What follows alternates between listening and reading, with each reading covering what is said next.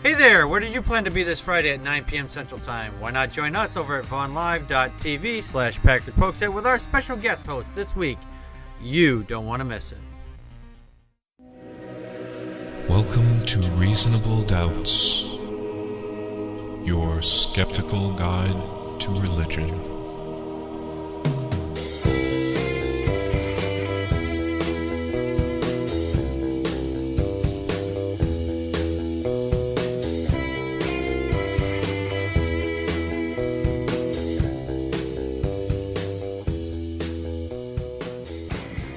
Welcome to Reasonable Doubts, the radio show and podcast for those who won't just take things on faith. Coming to you from Grand Rapids, Michigan, where someone who might have Ebola might have once visited. So please, run into the streets screaming in terror.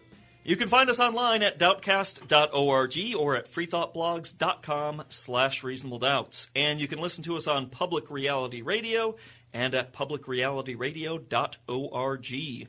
My name is Dave Fletcher. With me in the studio are my fellow Doubtcasters, Mr. Jeremy Beam. How's it going, everybody? And Mr. Justin Schieber. Hello. But of course, if a God who loved us existed, he wouldn't be so careless as to leave the potential for a relationship with his loved creatures up to something as trivial as geography. And now for my third piece of evidence for metaphysical naturalism. The hostility to life of the vast majority of the universe.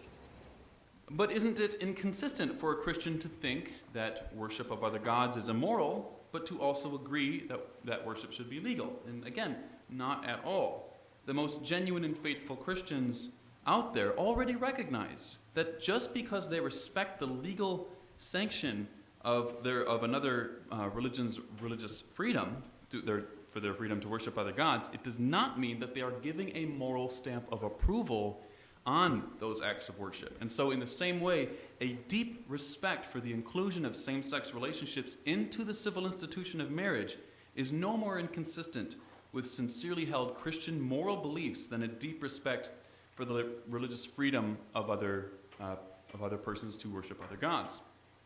And of course, this is guaranteed in the First Amendment of the Constitution of the United States. Do you have a question for our guest? If so, leave in the comment section here below or come to the show this Friday and ask him yourself.